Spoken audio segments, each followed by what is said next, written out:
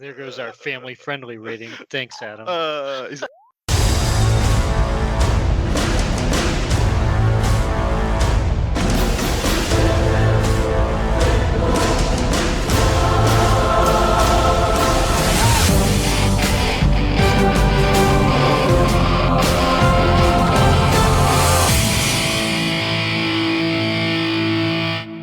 Ausmax scan initiated. I'm picking up a podcast arriving. Wait. Designation. Forge the narrative. Hello, everyone, and welcome to Forge the Narrative. My name is Paul, your host, on the Bell Souls podcast. I'm joined by Red Powell, Hello. Tanya Gates, and Adam Camilleri. Hey, everybody. no hey there. I did some hobby stuff this afternoon. Oh, really? Yeah, Did you? I magnetized some arms on some war dogs. Ooh. Nice. I'm gonna pick your brain, possibly in a finishing segment, about the best ways to go about painting some of these big chunker knights, because I'm gonna start that journey I was meant to start on. I've got about 20 Dark Angels infantry to do, and then I think I'm closing the door until Heresy 2.0 is fully launched, and I'll just do some bits and pieces to get up to a decent force there. And then I think I am finally freaking done with this 3 years of Dark Angels. Well, you got to get top Dark Angel in the ITC, man. That's right, baby. That's it. Got to do it. Are you building models towards that right now, or is this just like a vanity project? When I've got 20, when I finish the next 20 dudes, I've got 10 Cataphracti Termies, which are going to play a tweener between my Heresy and my 40k army as Relic Termies or Cataphracti Termies. And then I'm doing 10 Hellblasters, and then that's all the 40k done. I've got like all the Outriders, Eliminators, Inceptors, Intercessors. I've got everything I'll ever need, essentially, done. I'll have like 6,000 points of painted Dark Angels. I can play whatever. And then, yeah, I think I just need to stop. I haven't painted anything else except that scheme in almost 3 years. Just that black with like red stripe, and yeah, it's wearing me down, boys and ladies. I just can't even imagine painting the exact same thing for 3 years. I would probably go a little bit loopy. That's what Marine players do. Yeah, man. And it hurts as well that I went from painting Black Templars for a year before I went into Dark Angels. So I literally have been painting Black Marines for 4 years. So you have a good black recipe, is what you're saying? I do. I actually have a couple of good black recipes. Yeah, maybe we make the section 2 of this just about hobby stuff. Big models and then painting black and stuff. But these magnets, I've I guess ordered a bunch of wrong magnets in the past. So I just have a collection of magnets, and I found some that are the exact diameter of the casing around the knight, the small the carnivores and stuff. They come with the ways to make the shooting knights or the close combat knights. So you have arms that you can magnetize. Is it funny that when you said wrong magnets, I just imagined you with like metal discs that didn't stick together, and you're like, these magnets are wrong, and they don't. How do they work? They don't magnetize at all. They're wrong magnets. But I have these little magnet drums that really fit down in the well of the arms where the weapons go, and then I just trimmed off the part that would have been the cylinder insert that lets the arm swivel, and glued a magnet to that, a thinner magnet. And brilliant. There you go. So that's one of the cool things about that I think the Chaos Knights have going from over the regular Armigers, so the War Dogs over the Armigers. You just get so many more variants, right? Because you got the Carnivore, you got the Brigand, you've got the other dude, and Bumbley Joe. There's like 5 or 6 different variants. There are. They're the Huntsman, the Executioner, the whatever. I don't know. Yeah, those dudes. Yeah. Quality content, people. Bumbly Joe. Yep, you heard it here first. Yeah. New Knight variant, Bumbly Joe. That's from but to be real, the Abominant they just showed in the previews, not the Chaos Knight coming in the box set with the book and everything, which is an awesome little combo deal. But the Chaos Knight, as it is now, is going to have like all the other. Pretty sure all 3 Chaos Knight variants can be gotten in that one box set, which looks pretty good too. That's awesome. Anyone playing along at home, it is the Executioner, the Stalker, the Carnivore, the Brigand, and the Huntsman. I knew there was 5, right? The Bumbly Joe. Yeah, from the awful Waffle House, not to be confused with the International House of Pancakes. I expect the FTN Instagram to have like hashtag Bumbly Joe, people sending in their randomly painted. No, I think Bumbly Joe dies with you, Adam. And I do love the Waffle House. I don't want any misconceptions about this segment. They will take up this flag, Red. You know they will. No. One of us is wrong. One of us is right. Show us what's up next week. I've got some pretty good inclinations on how many people are going to say Bumbly Joe. So with it was the Autocannon Knights are the ones that I set their arms up to swap. Between the melee knights and the No, the hell- melee knights I just built as is, but I magnetized up the what is the executioner, but the Helvern. Yep. To be the brigand, which is the autocannon, like the assault cannon and the Melta. So that's the I love that chain cannon, man. I do rate. I think it's a really good profile. We'll see. I like the Helvern build, the Executioner, better personally. Yeah, I'm more of a fan of that too. But look, I mean, this is early days with the Codex, and people are going to be trying to find, they'll find that right sweet weapon profile. But I like just the flat 3 damage and just I'll look it back. But we'll see. Whatever. They're magnetized now, so they can be actually the reason I went that way was less for the chain cannon and more for maybe just more multi-meltas and something that I could maybe conceivably feel okay leaving in the backfield or further back than running up. I made a big call at the start of 9th edition that G-Dub was changing the goalposts. 8th edition was very much a Thunder Hammer and and Plasma Gun edition, as in if you could find anything around about that's profile, it was worth taking. And then I made a big call that 9th edition seemed to be the more Lightning Claw Melta Gun edition. Mm-hmm. Do you reckon that's held up? Because multi-melters just seem to be the thing to take if you can take in just about every army, from Sisters to Knights to if you got power armor, cool, multi-melter, you can probably take some. Even a lot of the orc weapons like echo what a multi-melter does. A lot of the Wasbomb blaster jets and stuff of that ilk. Do you reckon that statement's held up? Lightning Claws, absolutely. I don't think Meltas ever went anywhere. I guess Lightning Claws dipped for a bit, and then people are like, "Oh crap, Lightning Claws are like really good." Yeah, and now they're even better. I think with Eradicators, I know it's not what everybody's taking, but I think that Meltas have kind of been on the menu for a while. I will agree they kind of slipped off as the need for them went away, but I do think they were pretty hot still.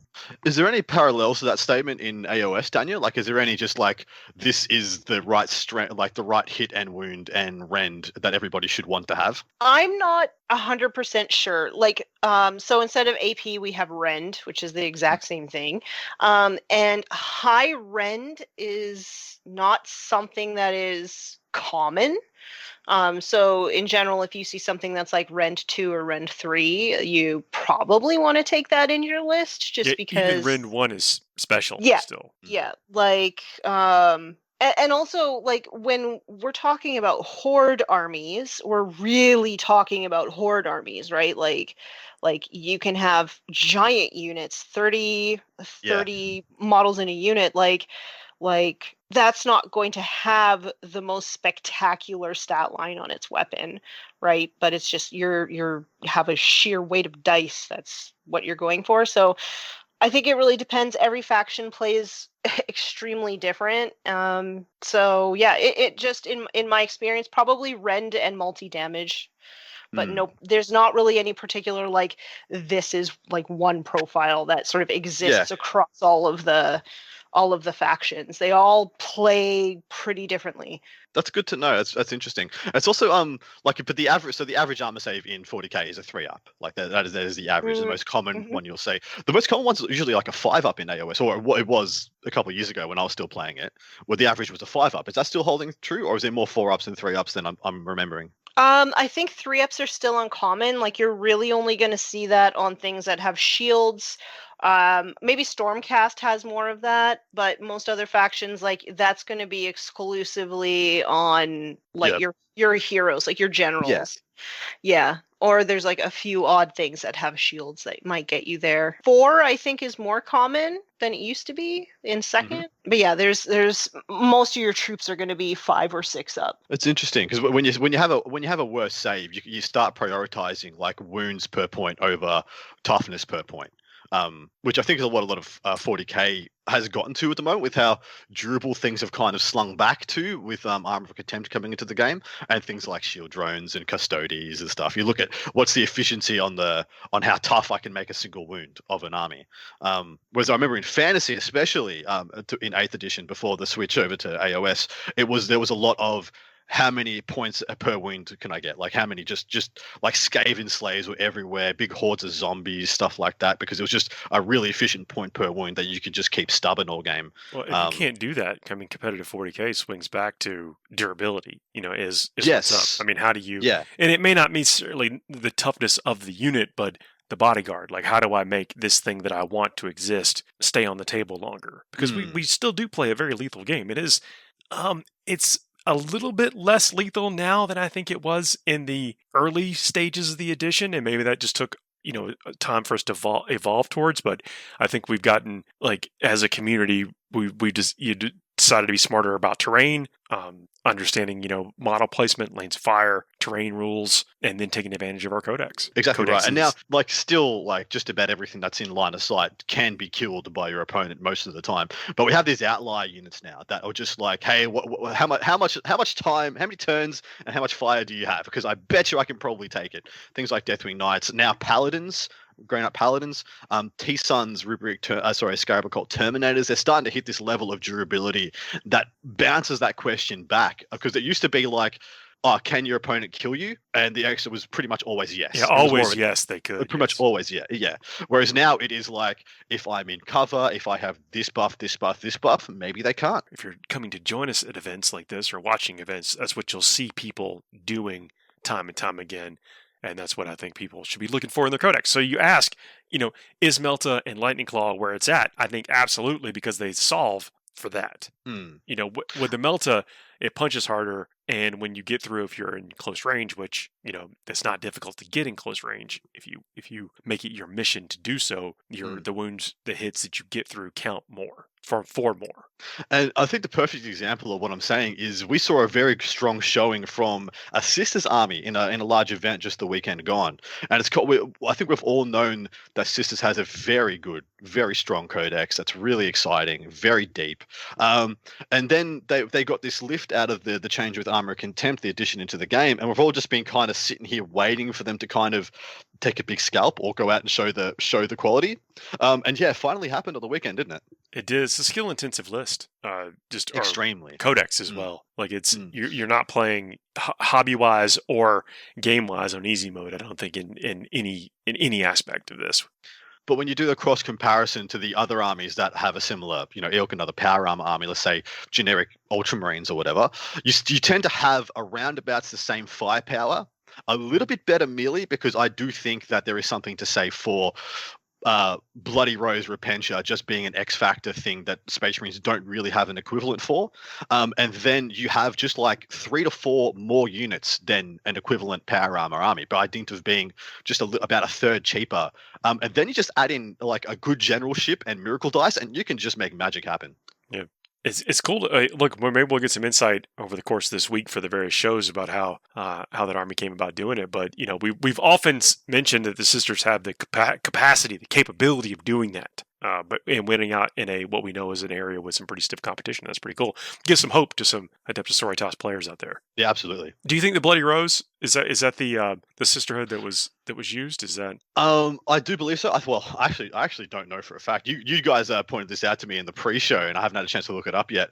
Bloody Rose would be my go-to if I had the choice. I think that the speed, the explosiveness, the jank from the fact they have a scout move now as well, and that they can spike their damage on 6s to wound in combat. Out of the supplement you're talking about, yeah, out of the Bloody Rose supplement. Yeah, it makes it rounds them out to be a lot more than just the angry Sisters.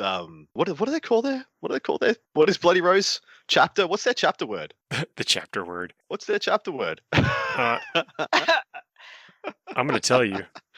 You just order. It is an order. Bloody Rose. Oh, yeah. What are you talking about? Chapter word. I'm really worried about you, Adam. Adam word good. What do you mean? Yeah, but yeah, I'm glad we found it before we said something really stupid. Because you're all at default, like you have bolters, you have multi-melters, heavy flamers, all these good weapons on demand that hit on 3s already. All you need to do to add that army is some decent melee, and it becomes a much more well-rounded thing. I think, Paul, you say this all the time, like Novok for Necrons and a bunch of other examples. If you just take what is a good shooting list and add the chapter, the order, the dynasty that makes you more well-rounded, that's always going to be a good place to start, right? Yeah. It gets you through a couple of take-all-comers, like where you need just to be like, I just need to hang on a little bit. And the hot segue, unlike what World Eaters can do. Well, these, the Tyranids, they lost some games over this weekend. Have we caught up? Yeah, I think we may have. At least people have finally gotten to a combination of units and choices and tech pieces and warlord traits that And close the FAQs. gap. Yeah, that close the gap. Exactly. And FAQs that close the gap as much as they can. That Tyranid FAQ taking away the ability for them to have, overrun and the whatever the leave the board option was, so that they had, they could send out two Circle the prey. Or... Yeah, two good melee or shooting assets, drop some bombs, kill some of your best stuff, and then leave. That was toxic, unfortunately. But surprisingly enough, Eldar still do the same thing. Like Craftwood Eldar essentially do the same thing, but from the back of the board. Hey, don't So be they talking don't about come in. Eldar. I don't want to put them on the radar, man. They're in the firing line. I like where Craft Worlds are at right now. Well, I played Craft Worlds at an event recently. I played as them. Funnily enough, I got kind of. I think I told you about it last week. Yep. But every turn I would use 10. The only things I would know that I could use every turn was my unit of 9 Wind Riders, which I always allocated CP to Fire and Fade or Auto Battle Focus. To shoot and then get out of line, like make it to where your opponent could not retaliate on you. Exactly. Essentially, they're like pseudo no line of sight shooting. They're not quite artillery because they can't shoot things that they can't see. But the fact is, they move 16 inches, so they can usually get an angle on something they want to see, and then be untargetable if you position appropriately. And the same thing for Swooping Hawks. Every turn a Swooping Hawk unit moves 14 inches, can advance with no penalties because of battle focus, and then shoot something and then boost back to where they started. And so you've just got these two really good assets that you don't really get to any reprisal against. So I'm hoping that some similar complaints are leveled against them now, because they do a lot of the same things that we complained about and had issue with Nids doing. Yeah, but they're not doing it with a Hive Tyrant. They're doing it with much tougher. Well, that's toughest right. 3 models. That's the thing. The Hive Tyrant jumps your lines, flies past the terrain, then declares a charge, eats your favorite thing, and leaves. That's the issue there. Because usually what the shurikens and the Swooping Hawks and stuff are doing, they're killing your screens, they're killing your objective holders, they're putting pressure on your scoring ability. Whereas the flyer and the harpies by default are just going to go and kill. Oh, what's the thing you need to actually to win this game? Yeah, what's your eradicators? The thing that you need to heavy lift this game? Bang, dead. Turn 1. See ya. You can't do anything about it. I think it was something very difficult for people to. Sorry, did you mention World Eaters, Adam? Bang. No, I didn't. Never heard of him. They're not a legion. They don't have a book. So don't worry. You go back to sleep. Sorry, Paul. Just woke up from whatever ramble Adam thought I heard him mention something about World Eaters. Yeah, it was a couple of months ago when we thought they might be getting a book. Hey, y'all, we're going to be talking about the heresy pretty soon. So I don't think it's heresy. I think it's a white. No, yeah. Well, we know they're coming. They told us. I mean, they teased us with them being released sometime soon in the open day. I just want to see a new Zerker. I want to know what a new Zerker looks like. I mean, I'm cool with the Zerkers I have. Don't get me wrong. I'll take a new one. Plus the mixing in the folks from Necromunda, the Corpse Grinder cults. I mean, just tons of those are good. amazing I don't want to speculate. We're going to have plenty to talk about, and we definitely will be talking about, let's just say, some heresy, hopefully pretty soon, because that kit is massive. Yeah. The box. Who's getting it? Talk about some sweet. They're going to get the Blood Angel treatment ASAP. Yeah. Have you touched on? Oh, sorry, Red. Have you played Heresy? Absolutely. I have a full Iron Warriors army. Nice. Would you do World Eaters? Nope, no. Unless like they gave a more, maybe like the World Eaters once they've fallen, like they kind of do some of the timeline stuff where we've seen the slow but surely progressive release of the fallen Emperor's Children, for example, right? Like the I hope we do see that, and I think that's a great excuse to re-release, Primarch models after. Yeah, exactly. I will go into World Eaters when they have the Fallen version. Don't get me wrong, I do like their whole white and blue thing they've got going on, but I'm a big fan of the Iron Warriors and in the Heresy and everything they have going on. I'm pretty excited about that. I mean, I've got a Mastodon. I've got Fire Raptors. I've got a full like armor complement along with Perturabo and his Iron Circle and everything. And so Sweet. I've got a lot going on with Horus Heresy. I just haven't had nearly enough of opportunity to play that one.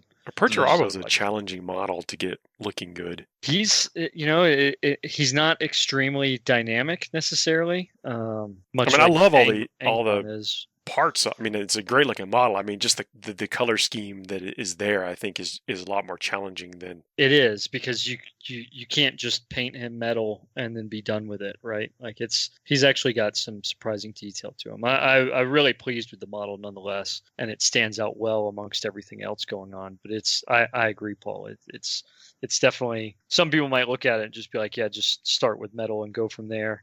But I think there's a lot more going on than just that. I don't even know. I also think he has the best display base of all the Primarchs. Yeah, it's It's nice. It's just perched upon half a knight. Like, Yeah, it's just hanging out on top of a knight. Oh, the So character, good. you can't go wrong with the character. I know we segue from talking about Tyranids, and we'll get back to that in just a second. You cannot go wrong with any of the character series. And look, we gave this advice a couple weeks ago, but if there's a character you're looking for a Legion and it's available, I'd highly suggest you grab it if you can, if you're interested in doing it, because I think it's going to be a popular set, and there's going to be a lot of people trying to scramble to get that stuff for their So Legions. I may or may not be trying to figure out a scheme that I could paint Alpha Legion really fast. Ooh, nice. Yeah. If you But figure out how to get that sheen, people will want to hear that. well, so I slap chopped a Marine, but instead of using gray and white paint, I used like a gunmetal gray and a really bright silver, and then I put a Liquitex ink on top. That's like that sort of turquoisey color, and like I'm shook. It looks pretty good. I did try contrast, but it was like a bit tea stainy. So yeah, I think I'm gonna do this, and then I'll edge highlight it because I have like a white metallic. I'll edge highlight it and do a little trim, and then I think that'll be good to go. It'll be like less than an hour a model, which is amazing for me. No, that's pretty good. Yeah, I'd like to see that. That sounds cool. Yeah, me too. But Yeah, the so- only thing that like stops me from wanting to sort of jump into Horus Heresy is like the few times that I've shared Marines that I've painted, because I did buy like the Calth box set. I just sort of got chewed up for like you not mentioned this, doing yeah. the iconography right, and so like I want to play Alpha Legion, but like where do I find what the iconography is supposed to look like so I don't get like chewed up and spit out on the internet? Number one, they're your models, and you got to live with Yeah. them. So paint them however you want. There are, but secondly, if that is something that you actually want to do, there are decal sheets, and I think they're still available. Well, I was going to say, even if you don't, the decal sheet's a great place to go to for inspiration. Yeah. If you want to just get an idea of what their Legion symbols usually are, there's like a bunch of different ones of them. Like you'll get your generic, Hydra symbols. You get stuff big enough to slap on the side of tanks or on banners. You'll get a good sense of what they're supposed to be. These decals, represent. like- just for anybody who's curious, are very quality too. Like they seem to be like slightly thicker transfer, like easier to use transfer paper type stuff. But like, how do I know what goes where? Like, where is like the rules of iconography? Oh, like which symbol goes on which heavy support choice? I mean, I think that they're, we've seen some previews of material as it's coming out, but I can tell you the older books, like the Age of Darkness books that specifically focused on, I mean, I think we talked about it back when they were releasing stuff for the Thramas Crusade in regards to the Dark Angels, because that was a massive lore dump of Horus Heresy Dark Angel material, and it was reconfirming a lot of what we had previously. But in all of those books where it was specific to the legions, you can see a ton of iconography in regards of how they're marked and different, whether it's chapters or companies or whatever, that were all throughout their different organizations. It really breaks them down and shows even over time how their paint schemes changed. I mean, some of the more drastic ones like World Eaters, as we mentioned, or even Word Bearers, going from like ash gray to dark red kind of deal, versus how Imperial Fists and Iron Warriors adjusted over time. The Imperial Fist, there's like entire groups of them that were black, and that kind of lends itself to some of the Black Templar later down the road, and so on and so forth. But for the Alpha Legion, there's a ton of material out there. I can say that, having seen a lot of it from My brother's a big fan of the Alpha Legion, so it's definitely out there in some of those older books, and I imagine they're going to redo it with some of the newer material. I'm sure. You could even just go to Google and type in Alpha Legion Black Book artwork, and it'll come up with like actual pictures of Alpha Legion, and it'll have a little thing saying this is brother such and such from chapter such and such, and it'll show you like the iconography for that chapter will be, you know, left knee, right shoulder pad, or vambrace or whatever, and it'll give you some configuration of their markings. But at the end of the day, do whatever looks good. They're your models. Like, as long as, just do whatever. Like, it's up to you. But if you want to go strictly by the Black Book fluff, there is opportunities if you want. There was a symbol on the decal sheet, these crossed axes. And I'm like, what choice does this go on? I just decided it was heavy support. I don't know if that's true. But that's on the Sons of Horus or Luna Wolves decal sheet. But yeah, if you come up with a good, like, that perfect aqua blue sheen, metallic, whatever it is, I think like the people will scramble for that. Like everyone wants their heresy scheme to be the best, the primo, because that's, if everybody's painting Alpha Legion the same, everyone wants to have the most accurate, the most beautiful base color, because the base color is literally is it. Whenever it's so funny that like in heresy the schemes get narrowed in as far as like, okay, you're painting one of the legions or one of the Solar Auxilia or whatever. So there's only 3 or 4 versions of that scheme within that chapter. Like I'm painting Dark Angels. I can paint them as during the Unification Wars as the Black Princes before they're even called the Dark Angels, as they're literally just black and gunmetal. That was their only scheme. That was it. That was before they had the Primarch, before the other Primarchs were even discovered. Like I can paint them as that. I can paint them as Caliber Knights, as in the traders with Luther on Caliban, or I can paint them as the lads with the lion during Thramas and all that stuff. And so I have 3 different ways that I can do it. But between those 3 things, I can really kind of set my own tone. Like for my Caliber Knights, I've decided to put a red stripe down the middle of their heads, and then a red stripe down their right vambrace, their right knee, and then I'm going to do one shoulder pad as a green, just to denote that. And bang! All of a sudden, I've got my unique thing inside that, because that's how I choose to represent that faction, that part of the storyline, the narrative. Yeah, and also if you can find something to be done quickly, I'm sure people will like Absolutely. If you want quick, Red, how did you do your Iron Warriors? Because whilst they're the quickest to get up to par, then you can just spend as long as you want getting perfect hazard stripes and weathering and Yeah, so I think I've mentioned this before, just because the hazard stripes thing is a thing. And so that I could not get locked in with some of the hazard stripes material, I may have mentioned this, and it's okay. I'll take a little bit of shock value here. I actually start by priming my models in yellow. Oh, I don't know if you have mentioned this. Well, that is heretical, so it's pretty apt for the heresy. It's kind of funny, right? And so, yeah, I mean, Iron Warriors, Imperial Fist, blah, blah, blah. Anyways, so I prime it in yellow, and then I go through and paint. I tape over the hazard stripes on that yellow wherever I want. So like a shoulder, a knee pad, whatever, that kind of deal. And then I paint the rest of the model. I put the metal on as base. I block in the black wherever else I want. And that's how I go. And that allows me to essentially start with the yellow like as a solid color without having to worry about trying to paint yellow on top of everything else. And I just leave that tape on until I'm done with the rest of the model. I pull the tape off and boom, hazard stripes. Oh, I mean, can't argue with that. It took a little bit, and a buddy of mine recommended it a while ago, and it's been my go-to method for.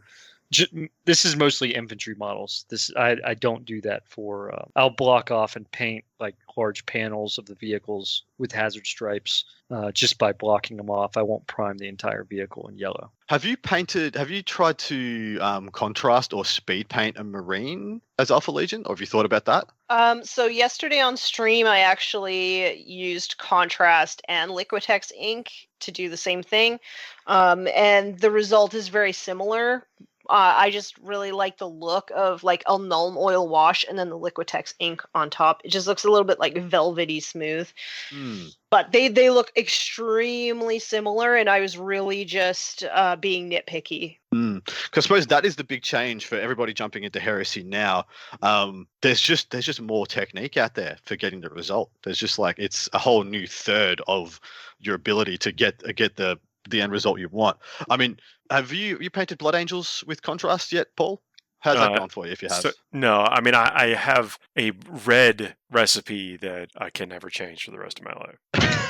That's how. See, dude, that's exactly how I feel about my Dark Angels. I started my Dark Angels before contrast came out, and now I can't not, because what if they don't look the right? Like, I rank them up, and they're with the other boys, and the one squad looks different from the other one. I'll never be able to live with it. I mean, no, I use contrast. Like, I'll use it just like any other paint. You just put it as a something in the arsenal. Like with the knights that I recently did, I painted the buzzards, the terror shades on the knights with contrast. I do like they come with the buzzards. That's a nice touch. Creepy aesthetic to it. But yeah, I find it's easier for me to use contrast when something has like a lot of detail on it and less smooth armor plates. So I don't know that I would use them for my Marines, even if I could use them, which I cannot for my Marine. Fair. Because I have so many Blood Angels with a certain recipe, and that is everything must match, or I have to start the whole army over again. That's exactly how I feel. Sorry, back to no. Look, I know we're over time for this segment, but that was actually a cool break, I think, because the game state is, I don't want to say it's not back to even where like everybody has like the same shot at winning every single game, depending on mission or your army list selection or whatever. There's all these options that people can take, and some of them are choices just because they want to take, and some are seemingly out of the control. But the tournaments that were using the most recent FAQs seem to have kind of different outcomes at the top of the heap than we've seen in the last couple of weeks. And I think that is interesting and indicative of a pretty healthy environment. It's undoubtedly, it is healthier now than it has been. I mean, if healthier, that may be a better way to describe it. Well, I don't want to, be wrong, but I'm willing to say it's okay to be wrong, Adam. It is. Okay. It is. We'll forgive I'm there often. And I'm constantly reminded upon by members of this lovely panel. By members, I'm in red. And Chapter Approved is coming. We know it's a mid-year thing. They're going to be doing a points rebalance. I think most of what's wrong with the game now, or most of the imbalances with the game, can be fixed with points. Tyranids, there's a couple of their medium bugs. And the Maliceptor, I think, could get adjustments points-wise. And that would go a long way to leveling any and all playing fields. And we could see a bit of a golden age for 9th edition, as we did for 8th edition. Yeah, we'll see. I got a lot of folks got a lot of questions, we mentioned it, because we're kind of endorsing folks getting out and playing in tournaments if it's right for them. Definitely want people to know what in for if they choose to do that. And certainly a lot of things go into making that choice. But the one thing I'm continually impressed with the game and the rules staff is that they are always got their mind on the enjoyability of the edition, and that we're kind of seeing that play out by at least a larger sections of list being able to consistently put up a series of wins. Yeah, no, I think it's huge. Exactly to your point, Paul. The rules team and what they've been able to do, making a slight tweak. It wasn't just a nerf, but a balance adjustment through this data slate to the other factions through Armor of Contempt. I mean, that's exactly what we're talking about, the ability to just flip different levers that have different impacts on the game outside of just toning down or adjusting or mediating whatever rule sets may have just been released, but being able to breathe some life into these different factions through simply Armor of Contempt is a perfect example.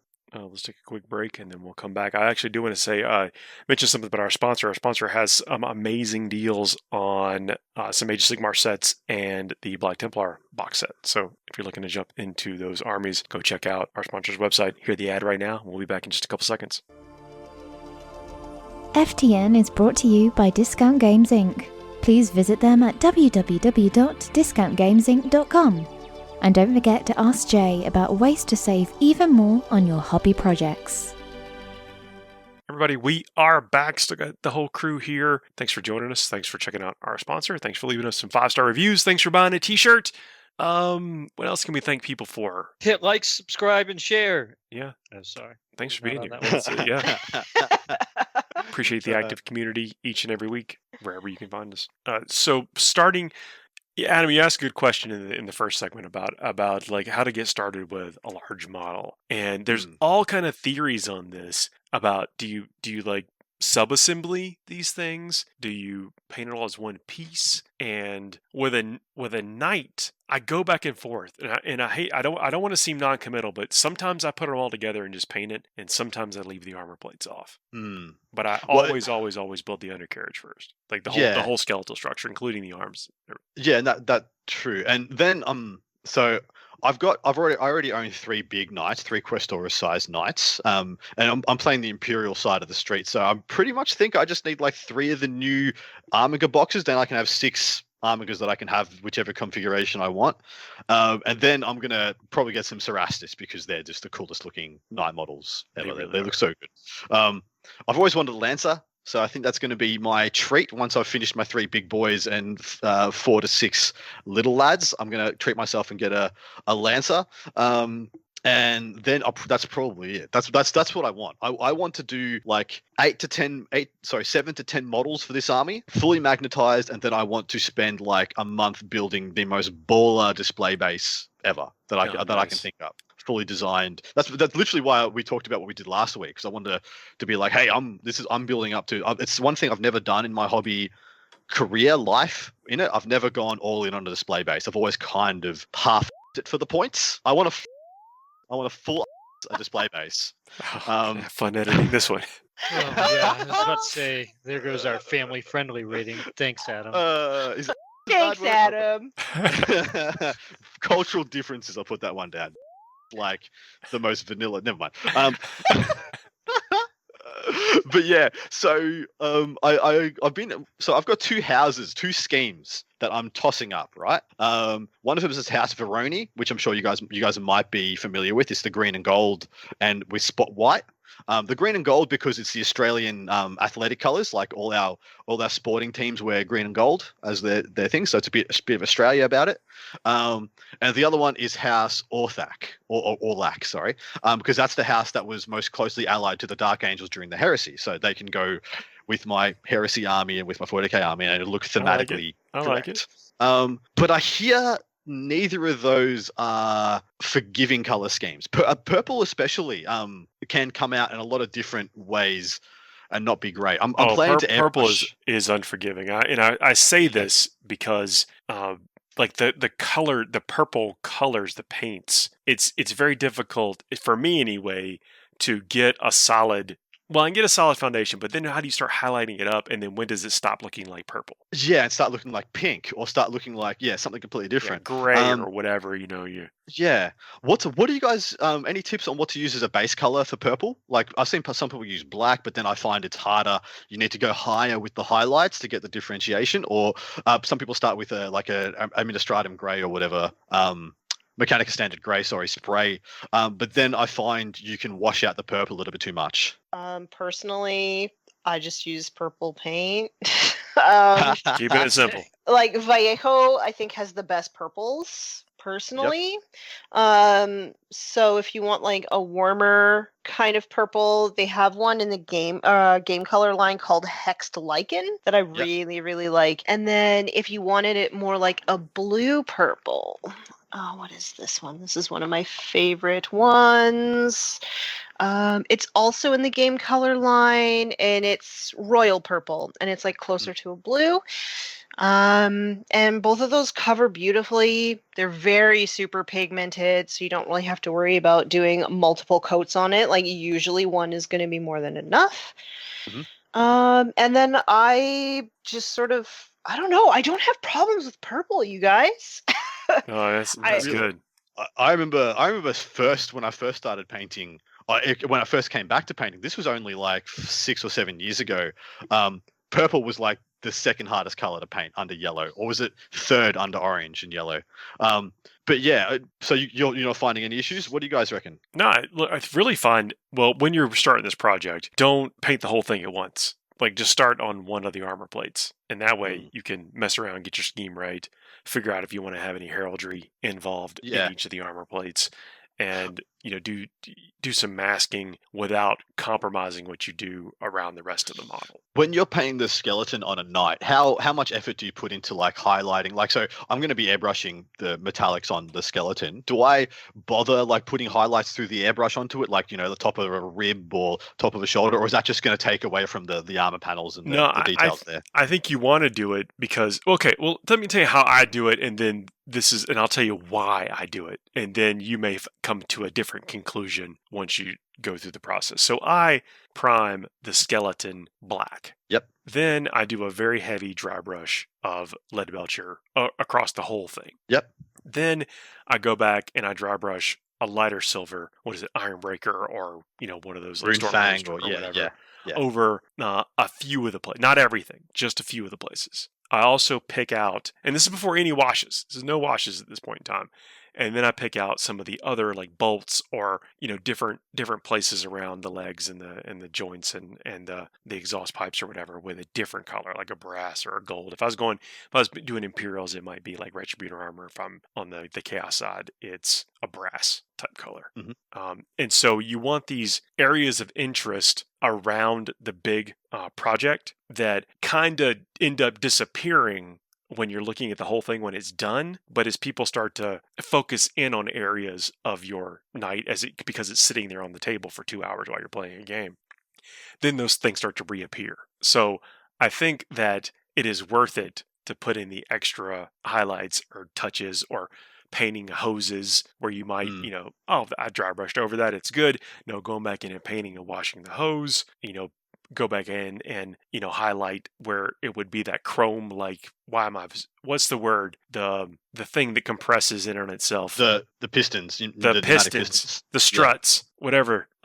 Yes, those things. It's worth it because you might get lost as you're painting it, but it will reappear as you are looking at the model forever. Have you done any like crazy basing on your knights, or for any big models in general? Like, I know you've done a lot of Base Claw Raiders, Tanya. How do you guys go about designing a base? So I don't mind if the model's posed dynamic enough, it doesn't need much on the base, but I want each of these guys to be a project in and of themselves. Like, I want them to have a thematic base with a thematic pose, with a beautiful paint job with decals, and like I want each one of these to be like a month's work, because I need to stay busy, right? How do you guys design it from the model down or the base up? Well, I mean, so I don't have knights, but I have models that are the same size and kind of fulfill the same role as knights, and I almost always finish the model first and then I build the base around it. And I do this for two reasons. The first one is because, especially with something as heavy as a knight or like a mega knob or something like that, I want them to appear as if they've sunken into the ground because they're so heavy.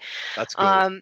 So that's why I like to build up the base around them. So if I'm using like a texture paint or something like that, I won't be too careful about it. Like, I'll make sure that it kind of like, it looks like the model sinking into the ground. But yeah, I like to build the base up for the model because I don't ever want the base to be the focal point.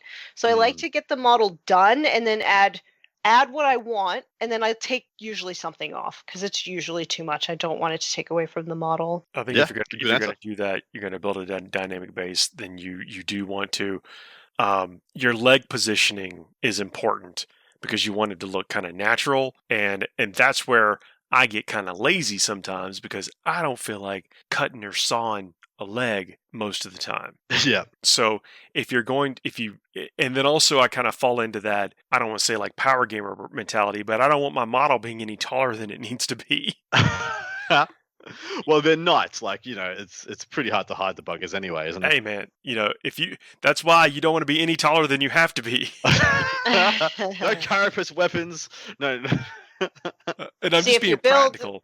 If you build it afterwards, then you're not adding any extra height. Yeah, so you got two choices there. Either if you want like stuff to come off of the base or whatever, and you want your knight to be have his leg resting on it or whatever, you've got, with that in mind, you've got to adjust it in some way. So doing that planning as a beginning thought instead of an afterthought. That's the only advice I'm trying to give there. Yeah. So I think that, and I'm with Paul, especially it was talking about planning.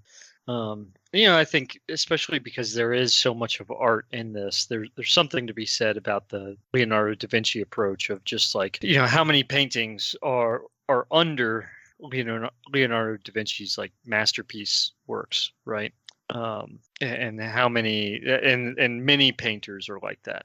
And so there is something to, I know it when I see it, but there's also something to having a plan and going into it with that and trying to fulfill something of a vision, right? And so in a lot of these cases, when you're talking about something that's going to take so much effort, and it's also not like this is resource, it's not cheap, and that's in time, resources, and just support and effort. And so with that, I do think there is something to really coming to, this is what I think I want right now. This is what I think I want to do. And whether, not everybody can necessarily sketch that out, and that's okay. Sometimes it's just having a picture of something. There's tons of 40K artwork that you can have that you can look at and say, I want something like this, but maybe in my color scheme of the army, or just random video game backgrounds for what have you, right? And you're just talking about, and this is where some of those more complex display boards can come into play, because you want it to have some architecture in there, you want it to have some background themes to it and whatnot, and then you start thinking about the bases. But that's really because when you're talking about a really full-blown display board, you're putting the models into a scene to a certain degree. And so having that vision and that plan, I think, is a crucial part to this, and how you go about that, because you know where you're starting from, you know what you have. And in some cases it could be that you have a lot of your models already ready to go. They're just maybe not based in that direction or something like that. And so trying to figure out exactly where you're starting from and what you're trying to get to, and then what that looks like in between there. And, there's also the part of like when you need to have it ready by, and that adds its own pressure.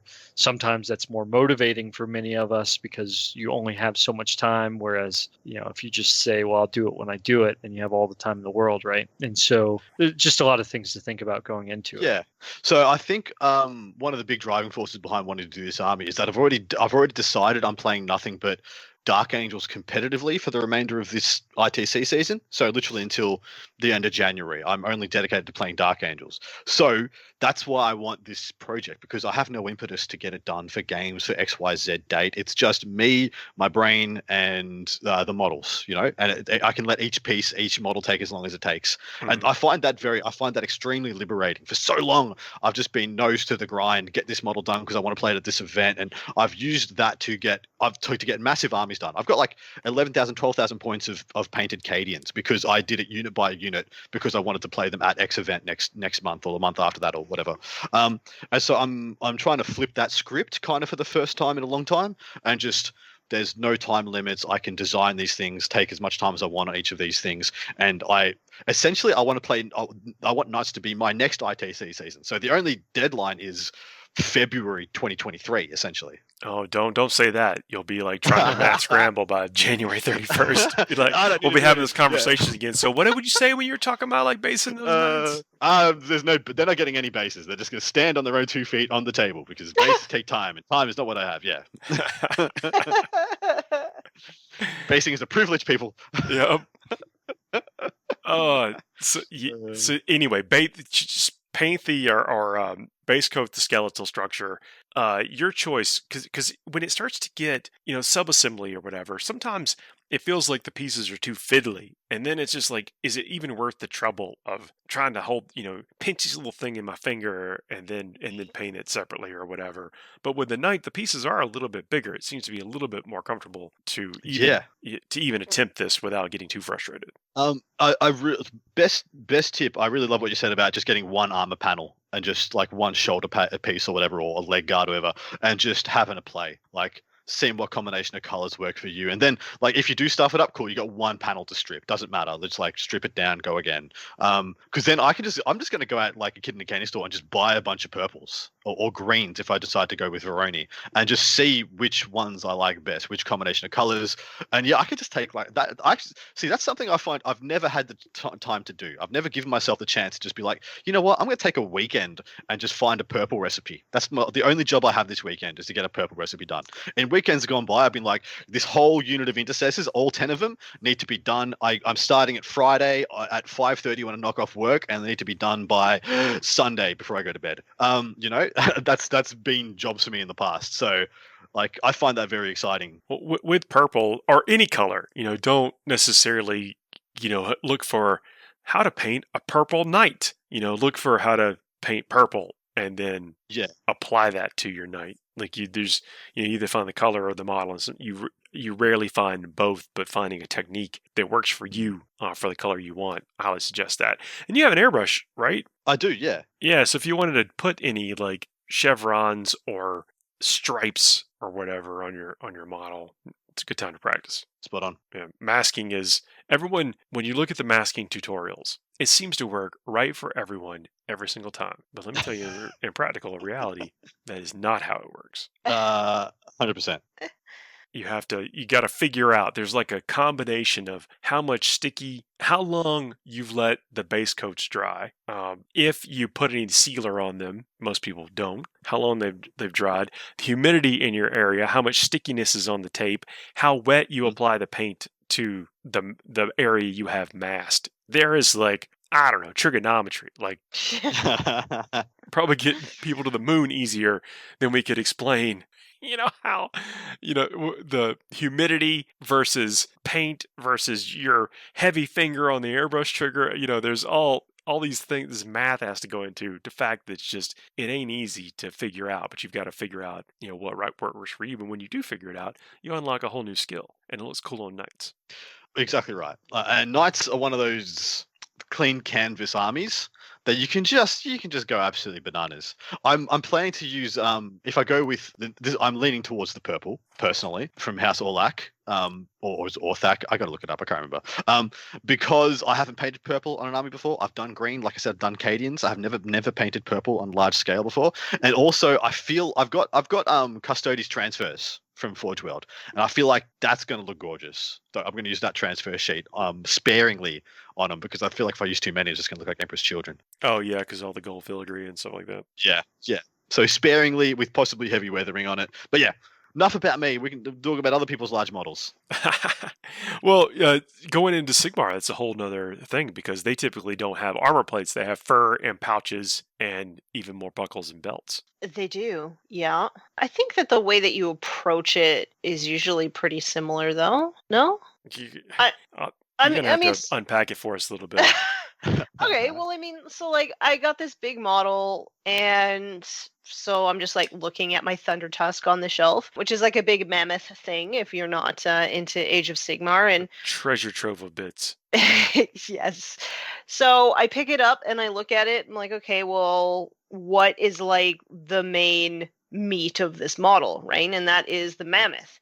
Okay, well, what color am I going to paint that? Okay, so I decided to paint mine blue because, they're icy and they like to spit snow at people.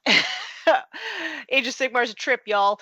And so then, okay, so I'm going to paint in blue. So I pick a darker shade than I want it to actually track at the end. And that's my base coat. And then I don't paint with an airbrush. So, well, then I pick my mid-tone and, do highlights on top. And then I start to pick out like the next biggest area.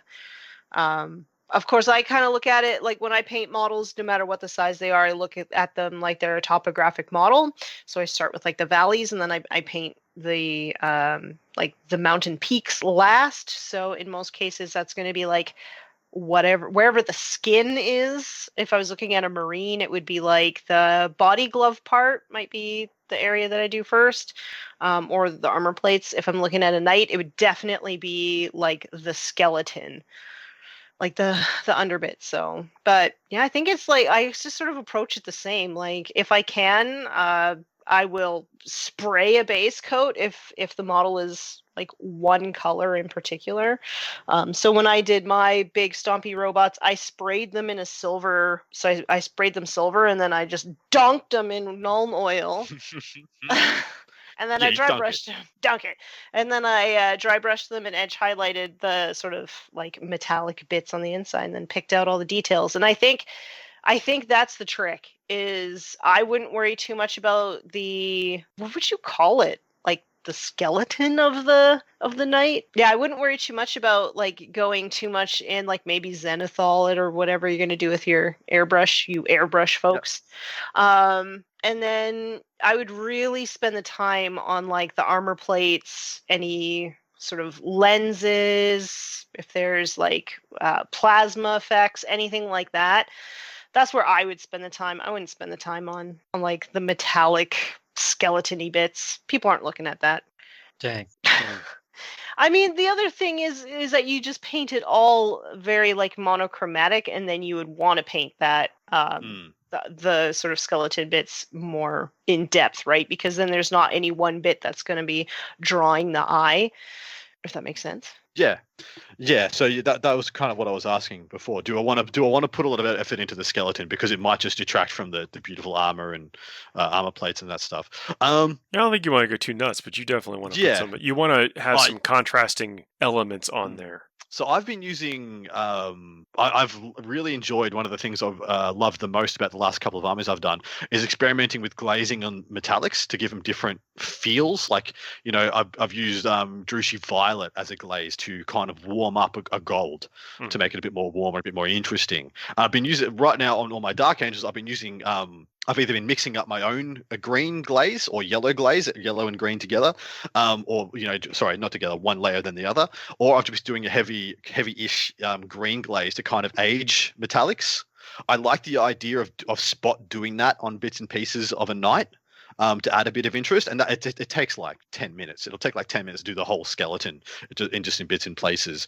Is that something that's applicable to knights, or should I not bother? For me, I think it is kind of cool. So on mine, there are little metallic bits that I've painted with blue. So these things are for my orcs, and my orcs are death skulls. So I did put some like blue metallic bits on it. And I do think that it adds interest without putting that much effort in, if that makes sense. Yeah, you can give like a subtle, almost like glow to it too. So if if you have plasma weaponry or something like that on your knight, and you want to make it look like the reactor coils on its back or whatever have some of the similar, use some of those same effects, and you get kind of some unifying elements from one side of the model to the other. Because this is a big model. Like this is not necessarily a topic of how to paint a model. Everyone knows how to paint a Space Marine or whatever. This is about how to this is 10 times the size of those things, and you have to treat them a little bit differently. You would expect different things from them to look interesting from all sides, because people won't be seeing the whole thing at one time.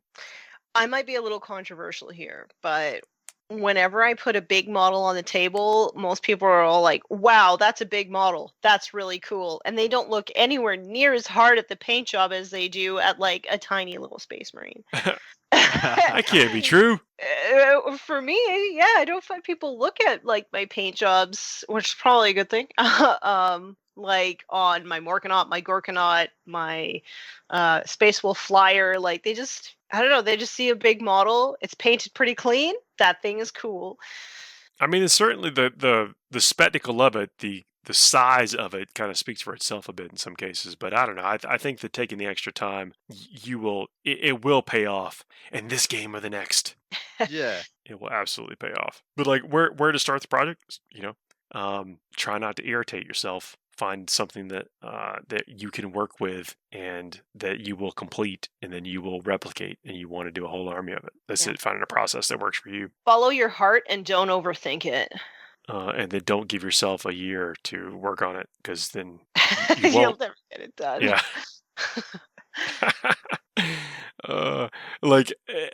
with this Chaos Knights, I've actually got these knights, and I'm actually going to play them as Chaos or Imperial. I did a color scheme that was intentionally somewhat ambiguous, but I found something that looks good to me that I can easily replicate. So I was able to get 7 Armiger Helverin War Dogs done and the Abominant in about a week and a half. Jeez, that's pretty good. But it's mostly a product and mostly a process, and that's what got me through. Not because of particularly any talent or an overabundance of spare time, but it came down to something that I could do and replicate, and I liked the outcome. But that's where I said I kind of went back and forth. Sometimes I was like, oh well, today I'm not irritated by using subassemblies. Today I am irritated by subassemblies, and this will be glued on the model, so I don't have to hold it. I like it. If that makes sense. By ear. Yeah. Well, the trick, with painting is, of course, you want to enjoy the outcome and like it, but sometimes it's just, we also have the practicalness of needing our models on the table by certain times to achieve, either to get our battle ready or to not embarrass ourselves in front of our friends at the next tournament or whatever. This other aspect of it. So I want to make sure we address the whole bit of it. Yeah, because there's always different factors. I think, I don't really think I care about this army getting good paint scores. I mean, I'd be very happy to get good hobby scores with it, but it's more for me. It's more for me, my enjoyment of the process. I just want to sit back and just, I don't know, learn some new things. I really want to get better at doing transfers. I want to level up with my Airbrush, base coating game. Yeah. And I really want to just see what I can create with a cool display board. Try to put some stripes. Oh, 100%. I'm going to be striping. I'm going to be chevroning. I'm going to be using transfers. I'm going to be pin washing. I'm going to be, it's going to be cool. The pin washing it actually lends itself to the larger models, I think, a little bit easier sometimes because you have broader surfaces to clean your mess up. That's true. Yep, that's absolutely right. It's very easy to see as well, and plus any streaking or weathering you do, it's just exponentially more impactful. Yeah. When you're going back in with the sponges and that kind of stuff, it's slightly more forgiving, even though you're working with what could be a larger and intimidated, more expensive model. Well, yeah, exactly right, and you're always loath to mess up. What is over here is a very expensive model. It's no joke. It's I don't want this thing is one. It took me forever to build. All these things you kind of talk yourself out and trick yourself into worrying about it more than you should. Yep. So I think that's why it's cool to talk these things out like this. Yeah, it's a nearly $200 model in Australian dollar dues, and you just don't want to go stuffing it about too much. Yeah, but you will be fine. And I mean, Tanya's right as far as people don't pay super much attention to the skeleton or whatever, but you definitely want to go back and pick out some, whether it's you'll see on the legs, the top, the joints in the legs, there's a bolt that holds them, looks like a bolt that holds them together, and then another inch or two down the leg there's another bolt that looks similar. Pick those out with a different color. Yeah, but I would suggest maybe assembling it first, because nothing is more annoying than putting in the time to do those details and then you inadvertently cover it up with an armor plate and you're like that is so true. Yeah. Yeah, that's my suggestion. Good point on that. Yeah, I like that. Yeah, you spent so much detail. You got 3 layers on this nut, and then so that's where this is actually it's the part that attaches the armor plate to. Yeah. Oh, that's where the chest plate goes. Oh, well. You run into less of that on the night because there'll be flat places where they go. Mm-hmm. But there is a place on the chest that you could do that, because the chest, the actual the chest grating, that's the piece of the armor plate that's right under the head. You could easily put that thing on upside down. Yeah, it's a weird shape, isn't it? It is a bit of a weird shape. So it's functional. You could put it upside down, and so you could have a couple little nibs exposed that you could spend time painting. That once you realize that you should flip the thing over, flip the table. I would be so mad. Has anybody painted any of the new Greater Demons? I painted one of the new Scar brands when they came out for a mate, and I actually had a lot of fun doing that one. I've heard the Lord of Change is a really good time too to paint. I do not have a Lord of Change, but I do have a Great Unclean One and a Keeper of Secrets. See, they pose a lot of different issues. A lot of different technique where you don't have an undercarriage, you don't really have, and even with things like Beast Claw Raiders, when you have like a howdah and like straps and leather bits, crisscrossing all the way along, like especially with the Great Unclean One, yeah, it's like a base coat that's broken up constantly, right, with little pustules and pox and wounds and all I these did other a bits. lot of research on like how to make interesting looking like fat. Like if you were to slice into fat, because it's got all these open wounds and like stuff, so you really do have to. And then I painted. So my recipe for Nurgle, it's the Thonian camo shade. You don't have to spend too much. Twist my arm and give me talk about a Thonian camo shade. But if you're painting with a wash as one of your base coats, you got to be super careful because it's very difficult to clean up your mistakes after that. So like it goes back to like contrast and stuff. So I find it sometimes it's a time saver, but then if you have just a lapse of concentration, take you off the prize, you screw up, you stop, you don't apply it across the whole model. You have to stop. There's all these perils in there. So it may seem like a real time saver, but you still got to pay attention to what you're doing. Well, because see, it's a different set of problems. Well, a different set of techniques on the greater demons and things of their ilk. Because especially the Great Unclean One's probably the best example. Because then it's not as important to get that beautiful solid base coat. It's actually the details in between the base coat portions that is really what's going to catch the eye and going to cause the points of interest. Yeah, exactly right. So you got to execute the big stuff fine, but does need to be exceptional, like which I think it kind of needs to be on, especially Imperial Knights, where you don't have any spikes or birds to break up the flat panels. You really need to execute that base coat really, really well. Yeah. There's a couple of little parts on the Knight Carapace too, like the hatch has like a handle on it, and if you're new to masking, you might not want to put the handle on it because it will interfere with your tape. Yeah, that's a good point. So I'm just saying these things as they occur to me. Got me thinking now. I jumped in there. I apologize. Nah, it's totally fine. And the same can be true for probably at least the Bloodthirster and but the Keeper's weird. Yeah, the Keeper has so much exposed smooth skin. You do need the base coat. And I suppose the layering of your highlights to be on point, because you want to get all the smooth muscles and all that stuff, well shaded, well represented. That's it. Well, look, that's our show for this week. I know this has been a large model. I don't think we've actually taught anybody anything. More of just outlined the potential pitfalls. So you've taught me to come to terms with what I want to do with the skeleton, and that to just take one armor panel and put it through all its paces. Just take one armor panel and just go to town. Try everything on it. I think that's the tip that I'm going to take away from this the most. That and set my expectations for the skeleton. Like either go all the way with it or don't bother. Don't. Yeah. Yeah, and I think even if we give some guide rails of what not to do, people can narrow down what they should do. Maybe find your own truth, everybody. Well, that's it. Well, with these things, it goes back to kind of finding something that works for you, and then using the experience of others to get your projects on the table, and then eventually out to play, which is what we all want. So more time to play. And speaking of more time to play, I'm going to be in San Diego here in a couple of weeks for the U.S. Open Series there. Hopefully see a bunch of folks there. I'm going to eat some tacos in the city. Nice. Yep, there's a YouTuber I follow that apparently has like some restaurants in the area, so I'm gonna try to check those out. One of the things you do at cities like this. I really look forward to like your little lives that you do when you eat stuff. I can live I vicariously through you. I enjoy them quite a lot. I will try to do that. If I can get out to the place I want to go. There's 3 places right in like the same area. It's the same guy owns 3 different restaurants. I'm gonna try to hop in between them if I get some time out. Sure. Well, folks, thanks for joining us, and we will be back next week. Links in the show notes for all the stuff we talked about. Good night, everybody. See ya.